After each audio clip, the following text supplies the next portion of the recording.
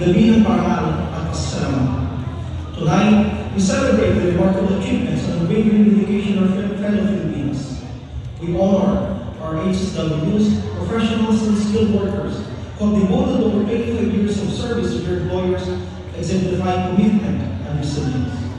Your tireless efforts and sacrifices have not only uplifted your families, but have also brought pride to our nation.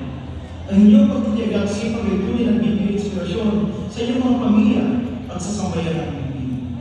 We also recognize our distinguished Filipino entrepreneurs who have shown ingenuity and perseverance, providing and sustaining livelihood and inspiring others, as well as our exceptional individuals, advocates of Filipino athletes, whose achievements highlight the limitless talent and potential of the Filipino.